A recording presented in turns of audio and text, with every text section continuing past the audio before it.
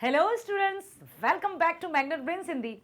मैं लाली वर्मा आप सभी विद्यार्थियों का मैग्नेट ब्रेन्स हिंदी में बहुत बहुत स्वागत करती हूँ। स्वागत करने के साथ साथ ये आशा भी करती हूँ कि आप सभी स्वस्थ होंगे, खुश होंगे, प्रसन्नचित होकर अपने सभी कार्य कर रहे होंगे। मेरे प्यारे विद्यार्थियों, मैग्नेट ब्रेन्स एक ऐसा प्लेटफॉर्म है जो कक्षा 7वीं से, हिंदी मीडियम की बात कर रही हूँ मैं, जो कक्षा 7वीं से 12वीं तक की online school education 100% free provide करता है। और स्कूल एजुकेशन के साथ ही साथ सभी प्रकार की प्रतियोगी परीक्षाओं के वीडियोस भी, जैसे NTSC, olympiad, IIT, JEE, NEET, UPSC, bank, insurance, सभी प्रकार की प्रतियोगी परीक्षाओं के वीडियोस भी आपको 100% फ्री प्रोवाइड किए जाते हैं। तो बने रहिए हमारे साथ मैग्नेट ब्रेन्स पर। और अब हम चलते हैं इस वीडियो की तरफ। हमने अपनी पाठ्य पुस्तक गोधुली का पार्ट 7 तो कंप्लीट कर लिए हैं। कौन सा था पार्ट 7, याद है किसी को? टॉलस्टॉय के घर में। Yes, very nice, very good. इसी तरह से अपने आप को कॉन्सेंट्रेट रखिएगा। और कहां की यात्रा की थी लेखक राम कुमार जी ने? रूस की यात्रा। बहुत बढ़िया, वेल डन। इस वीडियो में हम चल रहे हैं अपने पार्ट 8 की तरफ। पार्ट 8 का नाम है पधारो मारे देश देश रे, पधारो मारे देश। यस, अनुपम मिश्र जी द्वारा रचित पधारो मारे देश। अभी हम गए थे 7वें चैप्टर में रूस, और अब हम जा रहे हैं राजस्थान की भूमि पर। एक ऐसा देश जहां पर आपसी मेल जोल, सम्मान बहुत ही बखूबी निभाया जाता है। इतने अच्छे से घड़ी खम्मा, खम्मा घड़ी, सेठानी जी, सेठ जी, पधारो सा कहते हैं ना, साहब भी कहते हैं। तो बहुत ही अच्छी रचना हम पढ़ने वाले हैं, तो प्लीज मेरे साथ बने रहिएगा शुरू से लेकर अंत तक। सबसे पहले हम जानेंगे लेखक अनुपम मिश्र जी के बारे में, उसके बाद हम चलेंगे राजस्थान की भूमि पर। आ जाइए। अनुपम मिश्र जी, सादर नमन करते हैं हम सभी को। अनुपम मिश्र जी का जन्म सन 1900, बताइए क्या लिखा है ये? सन 1948। 48 को क्या कहते हैं? 48। वे हिंदी के मूर्धन्य कवि श्री भवानी प्रसाद मिश्र जी के पुत्र हैं। भवानी प्रसाद मिश्र जी का नाम आपने सुना है, जो प्रसिद्ध रचनाकार रहे हिंदी के। इन्हीं के पुत्र हैं अनुपम मिश्र जी। उनके जीवन के प्रारंभिक वर्ष छत्तीसगढ़ के एक छोटे से गांव में बीते। कहां बीते? छत्तीसगढ़ में। जन्म कब हुआ? 1948 में। किसके पुत्र हैं? भवानी प्रसाद मिश्र जी के। अर्थात अनुपम मिश्र जी के पिताजी कौन थे? प्रसिद्ध मूर्धन्य हिंदी रचनाकार, साहित्यकार भवानी प्रसाद मिश्र। उनकी प्रारंभिक शिक्षा हैदराबाद एवं मुंबई में हुई। बाद में वे दिल्ली आ गए और यहीं से संस्कृत में एमए भी कर लिया। उन्होंने सन 1900, इसको क्या पढ़ेंगे बताइए? ये था 48, ये 69 को, इसके बाद क्या आता है? 69 के बाद 70 को क्या कहते हैं? 70। तो इसके पहले क्या कहेंगे? 69। ठीक है।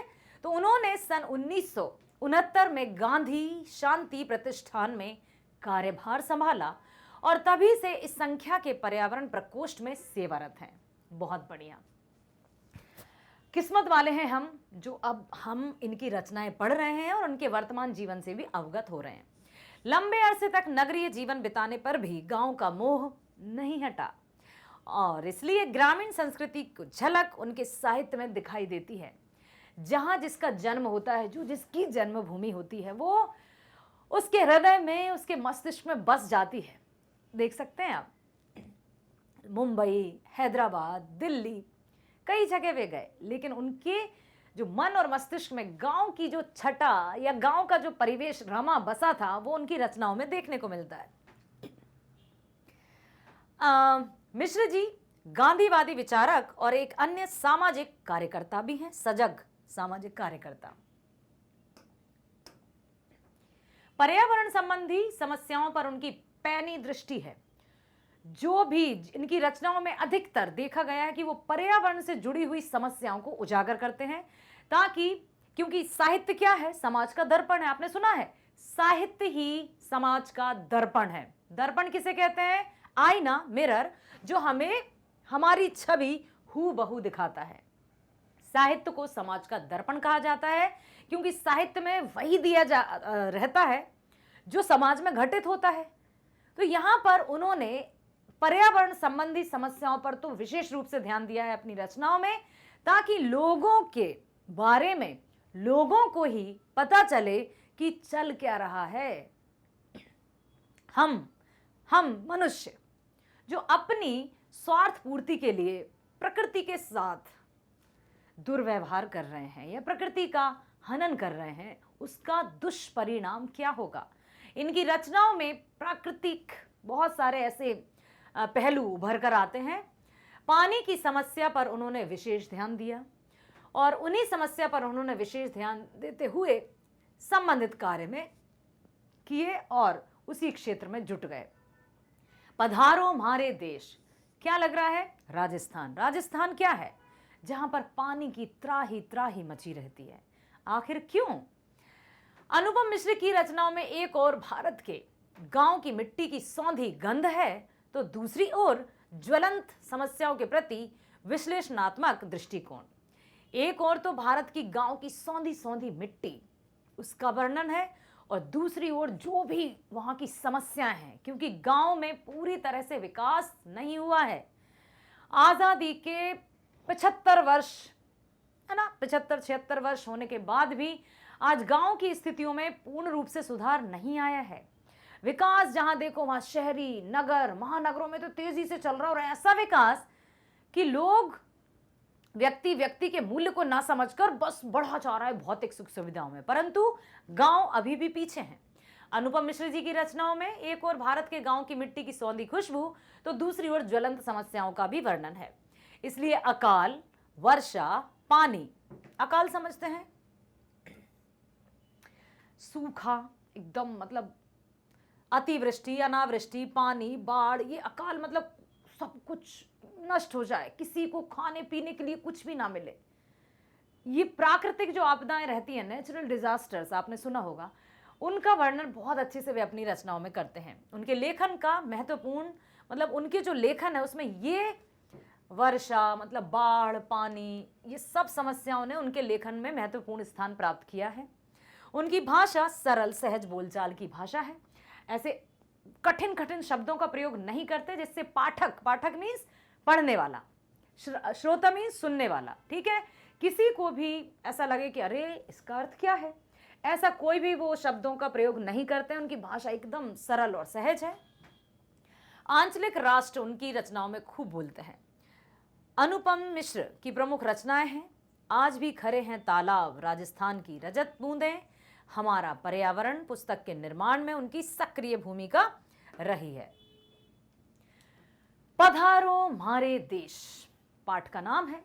इसमें लेखक ने हमारे जन जीवन में रचे बसे राजस्थान को, जन संस्कृति को सामाजिक किया है कि राजस्थान में किस तरह का वातावरण रहता है, किस तरह के वहाँ के लोगों को या वहाँ के जनजीवन को कौन कौन सी समस्याओं का सामना करना पड़ता है। तो इन सभी समस्याओं को उन्होंने सामाजिक किया है, मतलब समाज के साथ रूबरू किया है, और उससे जुड़ी लोक परंपराओं का भी सुंदर सहज शब्दावली में वर्णन भी किया है कि किस तरह की परंपराएं हैं, कैसी लोक परंपराएं हैं, क्या क्या कौन कौन से सेलिब्रेशंस होते हैं और किस तरह से लोग आपस में मिलजुल कर रहते हैं, ये भी वर्णन किया है। उनकी दृष्टि में जल संरक्षण हमारी ग्रामीण संस्कृति की पहचान है, फिजूल खर्ची नहीं है। ये नहीं कि पानी है, हमारे घर में खुद बोर है तो हम जितना चाहे पानी फेंके, पाइप से हम अपनी कार वॉश करें या गलियों को धोते फिर रहे हैं, और कहीं कहीं एक एक बूंद, एक एक चुल्लू के लिए, पानी के लिए भी लोग तरस रहे हैं। तो उन्होंने कहा है कि उनकी दृष्टि में जल संरक्षण हमारी ग्रामीण संस्कृति की पहचान है, अर्थात गाँव में बहुत अच्छे से पानी का यूज होता है, इसको उन्होंने उबारा है, और जीवंत समाज में राष्ट्रीय एकता का भी प्रतीक है। जल ही जीवन है, ये तो हम बहुत प्रीवियस क्लासेस से सुनते आ रहे हैं। कोई भी निबंध लिखते हैं, कोई भी अनुच्छेद या आर्टिकल लिखते हैं, जल ही जीवन है। हम कहते हैं ना कि हमने सुना बहुत कुछ है, हम जानते बहुत कुछ है, लेकिन मानते नहीं है। हम जानते हैं कि हमें पौष्टिक आहार लेना चाहिए, हम जानते हैं कि हमें सही समय पर सोना चाहिए, जागना चाहिए, हम जानते हैं कि हमें मीठा बोलना चाहिए, लेकिन जानने से क्या होता है जब तक हम मानेंगे नहीं, और यही अक्सर होता है। जल ही जीवन है की सार्थकता को स्पष्ट करती है रचना आज की युवा पीढ़ी की नैसर्गिक जल संरक्षण के पारंपरिक उपायों से परिचित कराती है और उनके महत्व के प्रति हमें नए सिरे से जागरूक बनाती है कि जल संरक्षण किस तरह से पानी को सुरक्षित और संरक्षित रिजर्व किया जा सकता है वो बताती है।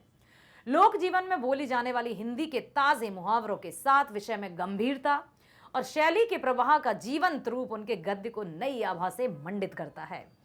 उन्होंने अपने इस रचना में बहुत ही अच्छे अच्छे शब्दों का प्रयोग करते हुए मुहावरों का भी प्रयोग किया है, जिससे रवानगी आ गई है इस लेख में। आइए चलते हैं और क्या बताया है।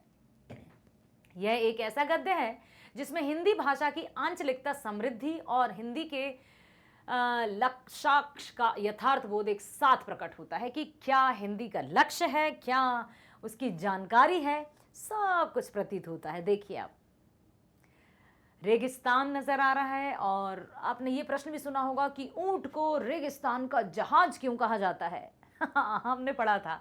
बताइए, ऊंट को रेगिस्तान का जहाज क्यों कहा जाता है? क्या कोई भी पशु आराम से रेत में चल सकता है? नहीं, क्योंकि जो ऊंट के जो खुर रहते हैं, जो पंजे, वो थोड़े से कैसे रहते हैं, बड़े गद्देदार टाइप। और साथ ही साथ आपने वो भी सुना होगा, ऊंट बड़ा जो पी लेता है 30 दिनों का पानी, बहुत सारा पानी भी रिजर्व कर सकता है ये अपने शरीर में, ताकि उसको हर दिन यदि पानी ना भी मिले, क्योंकि नहीं मिल पाता, ऐसे में वो अपने साथ साथ लोगों की भी रक्षा करता है, क्योंकि लोग इसी के सहारे, यही उनकी सवारी है और इसी के सहारे एक स्थान से दूसरे स्थान जाते हैं। ठीक है, नाम कितना प्यारा है ना, पधारो हमारे देश, कभी मेरे देश भी आइए, मेरे देश में आकर देखिए, बहुत सुंदर है मेरा देश। तो आपने वो गीत सुना है ना, केसरिया बालम आओ नी पधारो हमारे देश। आइए चलते हैं रचना की ओर। पधारो हमारे देश अनुपम मिश्र द्वारा रचित एक फीचर है। अनुपम मिश्र ने पर्यावरण के महत्व को समझते हुए पानी संरक्षण की सीख दी है कि किस तरह से हमें पानी की सुरक्षा, रक्षा, संरक्षण, रिजर्वेशन करना चाहिए, ताकि ये नहीं कि हमारे पास है तो हम उसको खूब व्यर्थ करें। वे एक गांधीवादी विचारक और सामाजिक कार्यकर्ता हैं। आज राजस्थान की धरती अथाह बालूका राशि से पटी है। बालूका मीन्स रेत, पार्टी पूरी चारों तरफ यदि देखो तो रेत ही रेत नजर आती है। हाँ, यहां कभी समुद्र की लहरें उठा करती थी, पर आज यहां बालू की लहरें उठती हैं और गिरती हैं। यहां पानी की बड़ी कमी है, वर्षा कम होती है और गर्मी तो बहुत पड़ती है। पानी की कमी के कारण वहां के लोगों को कितना अधिक कष्ट होता है, कितनी अधिक संघर्ष करना पड़ता है, वो सिर्फ वही समझ सकते हैं। फिर भी यहाँ के लोग खुशहाल हैं। राजस्थान के मरुदेश, मरुस्थल सुना है ना, मरुस्थल मीन्स रेगिस्तान टाइप, जहां मरु मीन्स रेत। दुनिया के अन्य ऐसे प्रदेशों की तुलना में ना सिर्फ जनसंख्या का घनत्व अधिक है, बहुत अधिक जनसंख्या भी है, बल्कि उसमें जीवन की सुगंध भी है। इतनी अधिक जनसंख्या होने के बाद भी लोग खुशी से रहते हैं, मिलजुल कर रहते हैं, और जीवन की सुगंध लिखा है लेखक ने। जीवन का कलरव है, मनोरंजन है। वहां के लोगों ने प्रकृति से मिलने वाले इतने कम पानी का रोना नहीं रोया। कभी भी वो रोना सा नहीं रोते कि अरे हम कैसे जिएंगे, कैसे रहेंगे, कभी नहीं। वो जैसे हैं उसी हाल में अपने आप को खुश रखते हैं, उसी में अपने आप को अडॉप्ट करते हैं, बल्कि उसे चुनौती मानकर उसका विकल्प तलाशा और अपने काम में सफल हुए। कितना हमें सीख दी है कि उन्होंने पानी का रोना नहीं रोया, बल्कि उसे चुनौती माना, एक चैलेंज माना और उसका सही विकल्प ढूंढा, तलाशा, और उस काम में वे सफल भी हुए। ऐसा नहीं है कि अब ये नहीं है तो हम क्या करें, क्योंकि बहुत सारे बहाने आ जाते हैं ना हमारे पास। कभी कभी हम कोई कार्य नहीं कर पाते क्योंकि हमें इसलिए नहीं कर पाए क्योंकि ये नहीं था, इसलिए नहीं कर पाए क्योंकि हमें वो काम करना था। तरह तरह के हर कार्य को यदि हम चुनौती की तरह लें, चैलेंज की तरह लें, तो वो हमें ऊर्जा से भी भरता है और हमें कार्य करने के लिए प्रेरित भी करता है, और इस कार्य में सफलता भी अवश्य मिलती है। ये सिखाया हमें राजस्थानी लोगों ने। यहां पिछले 1000 साल के दौर में जैसलमेर, जोधपुर, बीकानेर और फिर जयपुर जैसे बड़े शहर भी बहुत व्यवस्थित ढंग से बसे हैं। जयपुर को क्या कहा जाता है? पिंक सिटी के नाम से जाना जाता है। इनकी आबादी भी अच्छी खासी है। इनमें से प्रत्येक शहर अलग अलग दौर में लंबे समय तक सत्ता, व्यापार और कला का प्रमुख केंद्र भी बना है। ऐसा नहीं है कि इन्होंने अपने उसी रोने को या पानी की कमी को या जो भी उनके पास संसाधन नहीं, उनके रोते रहे और कमियों के साथ कुछ कर ही नहीं पाए। अपने आप को उन्होंने उसी चैलेंज के साथ एक्सेप्ट करते हुए खुद को विकसित भी किया। और यहाँ पर आप देख सकते हैं कि प्रत्येक शहर अलग दौर में लंबे समय तक सत्ता, व्यापार और कला का भी केंद्र रहा है। आप कहीं भी देखेंगे राजस्थानी कपड़े, राजस्थानी नृत्य, राजस्थानी मूर्तिकार, शिल्पकार, चित्रकार जो विश्व भर में प्रसिद्ध हैं। कहीं भी कुछ मंदिरों का निर्माण होता है तो राजस्थान से लोग आते हैं। उन्होंने अपनी कला को इतना निखारा कि विश्व भर में प्रसिद्ध हैं। तालियां होनी ही चाहिए क्योंकि इतना अच्छा किया है उन्होंने। जिस समय मुंबई, कोलकाता, चेन्नई जैसे आज के बड़े शहरों का नामो निशान नहीं था, उस समय राजस्थान के कई जिले विदेशी व्यापार के केंद्र थे। वाओ! ये जो आज महानगर कहलाते हैं, मुंबई, कोलकाता, ये सब इनका कब जब नामो निशान भी नहीं था ना, उस समय राजस्थान के कई जिले विदेशी व्यापार के लिए केंद्र थे। विदेशों का आवागमन, आयात निर्यात होता था विदेशों से। इतना सब कुछ प्रकृति द्वारा दिया गया, पानी नहीं दिए जाने के बाद भी हुआ। अब सोचो, कला के केंद्र रहे, विदेशी व्यापार के केंद्र रहे, जबकि पानी की कमी होने के बावजूद भी आखिर कैसे वहां के व्यक्तियों का जज्बा, वहां के व्यक्तियों की लगन, ईमानदारी, समर्पण भाव। नमन करते हैं हम हर एक राजस्थानी को। मेरे मित्र भी एक रहते हैं राजस्थान में। सच में इस पाठ को पढ़कर बहुत ही अच्छा लगा कि इतना अच्छा है राजस्थान, इतने मेहनती हैं राजस्थान के लोग, धन्य हुए हम। असल में वहां के लोगों ने प्रकृति का संग्रह करना सीखा। उन्होंने वर्षा की बूंदों को सोने चांदी की तरह संजो कर रखा है। इसका उन्होंने कभी यश या प्रशंसा बटोरने के लिए प्रचार नहीं किया। जिसके पास कुछ जरा सा भी हो जाता है ना, मेरे पास ये है, मेरे पास वो है, मतलब प्रशंसा पाने के लिए लोग सब कुछ समाज के सामने रख देते हैं। लेकिन उन्होंने ऐसा नहीं किया। जिसके पास जो भी है आराम से शांतिपूर्वक उसमें रहे और उसको सहेज कर रखा। अध भर गगरी छलकत जाए, सुना होगा ना, आधा भरी हुई गगरी छलकती है और जो लबालब भरी रहती है, किससे? बड़प्पन से, ईमानदारी से, मेहनत से, कर्मठता से, परिश्रम से। वही राजस्थानी लोगों ने किया। आज देश के लगभग सभी छोटे बड़े शहर, कई गांव, कई राज्यों की राजधानियां और देश की राजधानी तक अच्छी वर्षा के बावजूद पानी के मामले में दरिद्र हो चुकी है। जिसके पास सब कुछ है फिर भी दरिद्र है। दरिद्र समझते हो? पूरी तरह से गरीब, गरीब से भी निम्न दर्जे का। इसके पहले कि जल का अकाल पड़े, सबको राजस्थान के प्राकृतिक तरीके से जल संग्रह के तरीकों को अपनाना चाहिए। जिस तरह से वे जल का सदुपयोग करते हैं, जिस तरह से वे प्राकृतिक संपत्ति को सोने चांदी की तरह संभाल कर रखते हैं, सहेज कर रखते हैं, हमने भी यदि इस तरह से प्राकृतिक संपदा को सहेज कर नहीं रखा तो हम उस श्रेणी में शामिल हो जाएंगे, क्योंकि हमें उनकी तरह तो सहेजना आता नहीं है। उनका तो कला केंद्र, उनकी सोच, उनके विचार बहुत अच्छे हैं। धन्य है राजस्थानी लोग। आज हमें प्राकृतिक संपदा को सहेजना होगा, संभाल कर रखना होगा, ताकि हम भी वर्तमान में उसका सदुपयोग कर सकें और आगे आने वाली पीढ़ी भी प्राकृतिक संसाधनों का भली भांति उपयोग कर सके। अन्यथा वो दिन दूर नहीं जब उनके लिए ना तो शुद्ध हवा मिलेगी, ना पानी मिलेगी, ना ही जमीन मिलेगी, कुछ नहीं। क्या होगा तब जब ऐसा नहीं होगा? तो उस खतरे से हमें डरना होगा, अर्थात संभलना होगा, और हमें लेनी होगी राजस्थान से सीख, ताकि हम भी कुछ इस तरह से कर सकें। वाह, बहुत बढ़िया, बहुत ही अच्छा लगा हमें राजस्थान के बारे में जानकर। सो मेरे प्यारे विद्यार्थी, यदि आप राजस्थान से हैं या राजस्थान से कोई भी संबंध है तो नमन करते हैं और सैल्यूट करते हैं आप सभी को। बने रहिए हमारे साथ मैग्नेट ब्रेन्स पर, जो Hindi medium magnet Brains Hindi पर, जहां पर कक्षा 7वीं से 12वीं तक की online school education 100% free. English medium की यदि मैं बात करूं तो किंडरगार्टन से लेकर 12वीं तक की स्कूल एजुकेशन फ्री, और इसके साथ ही साथ सभी प्रकार की प्रतियोगी परीक्षाओं के वीडियोस, कॉम्पिटिटिव एग्जाम जैसे NTSC, olympiad, IIT, JEE, NEET, UPSC, bank, सभी प्रकार की प्रतियोगी परीक्षाओं के वीडियोस भी आप देख सकते हैं 100% फ्री। तो आप बहुत ध्यानपूर्वक सभी वीडियोस देखिए, क्योंकि शिक्षा ही वो अनमोल रतन है जिसको अपनाकर, जिस रास्ते पर चलकर हम अपने आप को सम्मानीय, सफल और काबिल इंसान बना सकते हैं। और वही शिक्षा मैग्नेट ब्रेन्स आप जैसे होनहार स्टूडेंट्स को 100% फ्री देता है। तो अधिक से अधिक वीडियोस देखिए, लाइक कीजिए, सब्सक्राइब कीजिए क्योंकि कोई चार्ज नहीं है, और शेयर कीजिए ताकि आपके जितने भी फ्रेंड्स हैं जो भी आपकी कॉन्टैक्ट लिस्ट में शामिल हैं वे भी इस ऑनलाइन बेस्ट एजुकेशन का लाभ उठा सकें। समझे? मिलते हैं नेक्स्ट वीडियो में। स्वस्थ रहिए, खुश रहिए, bye bye, thank you so much.